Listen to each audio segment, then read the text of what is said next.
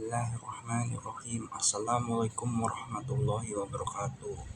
Alhamdulillah.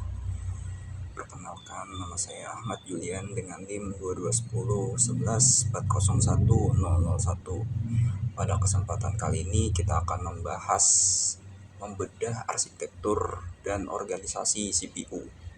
Untuk lebih jelasnya kita akan lanjut ke slide PPT berikut ini. Untuk agenda pembahasannya kita bakal bahas yang pertama itu memahami arsitektur CPU, mulai dari apa itu arsitektur, kemudian set instruksi, kemudian sampai mode pengamalatan. Kemudian kita yang kedua ini memahami organisasi CPU, mulai dari apa itu arsitektur, mulai dari apa itu organisasi, kemudian komponen internal seperti CPU, kemudian sampai register, dan sampai juga kepada interkoneksi atau bus. Nah, untuk yang ketiga ini kesimpulan dan penutup. Nah, untuk pertama-tama ini kita bakal memahami arsitektur CPU. Nah, apa itu arsitektur? Jadi arsitektur CPU itu adalah cetak biru atau panduan yang menentukan apa yang bisa dilakukan oleh CPU. Kemudian ada 3 poin utama yang paling penting nih dalam arsitektur CPU. Pertama itu set instruksi atau instruction set arsitektur atau IESA. Kemudian mode pengalamatan. Nah, addressing modes. Kemudian tipe data atau data types dan register. Nah, berdasarkan 2 poin itu, apa sih maksudnya?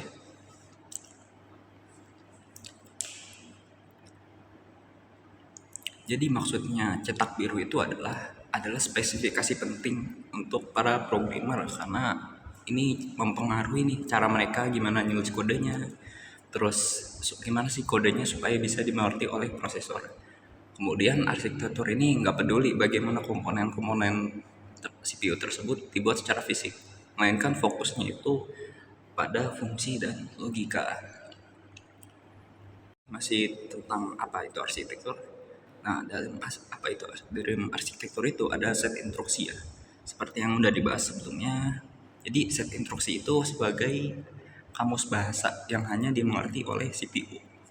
Jadi setiap kata dalam kamus itu adalah sebuah perintah spesifik seperti add, sub, move, jmp. Nah, perintah tersebut maksudnya itu buat menjalankan perintah. Jadi maksudnya tuh ketika kita ingin menjalankan perintah, kita tuh harus ikutin apa yang ada di kamus tersebut. Kayak yang 4 tadi itu, add, sub, move, dan jmp. Nah, misalnya kita pengen nambahin 2 angka, maka kita harus menggunakan add. Misal add 2. Atau misal add A ke B, berarti kita nambahin nilai yang ada di alamat memori yang ditunjuk oleh si register B ke register A. Nah, perlu diingat ya, untuk setiap arsitektur CPU itu memiliki kamus yang berbeda. Maka kita nggak bisa nih sebuah program itu dikompilasi untuk prosesor Intel atau arsitektur x86 tidak bisa langsung dijalankan di smartphone yang kita gunakan, yang menggunakan prosesor kuantum atau arsitektur ARM. Nah, tanpa proses emulasi dan kompilasi ulang. Jadi kalau mau dia bisa berjalan itu harus dikompilasi ulang. Nah, kemudian kita bakal bahas mode pengalamatan atau addressing mode. Nah, mode pengalamatan ini adalah cara CPU menemukan data yang dibutuhkan di dalam memori komputer. Nah, jadi memori RAM itu bisa diibaratkan sebagai deretan kotak-kotak ya, kotak-kotak pos yang masing-masing punya alamat unik. Kayak misal rumah itu punya minimal 1 kotak pos, ada 3 rumah berarti ada 3 kotak pos. Nah, mode pengalamatan ini adalah aturan main untuk mencari alamat tersebut. Contoh yang udah disinggung tadi ya, add A, B. Nah, jadi add A, B itu menambahkan nilai yang ada di alamat memori yang ditunjuk oleh si register B ke register A. Nah, mode ini menentukan berapa fleksibel dan efisien CPU dalam mengakses data.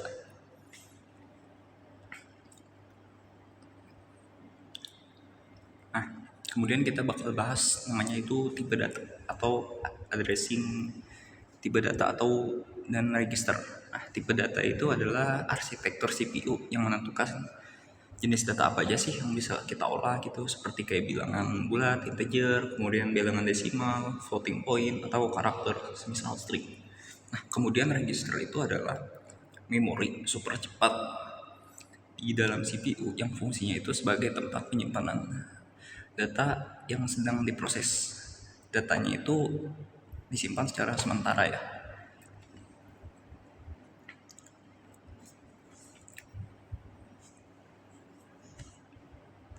Nah, kenapa sih tipe data? Karena supaya CPU ini bisa dipastikan gitu. Gimana sih cara interpretasi dan proses data yang berbeda-beda. Nah, kemudian kita bakal singgung lagi register nih. Jadi, arsitektur menentukan berapa banyak register yang tersedia dan bagaimana programmer bisa menentukan register-register tersebut. Oke.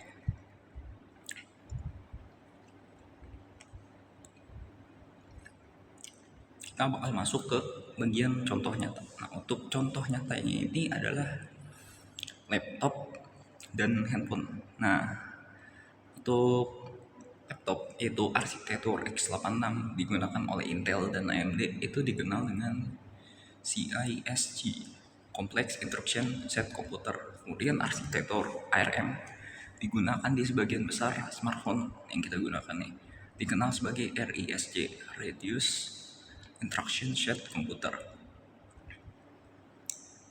Nah, kita bahas yang x86 dulu nih.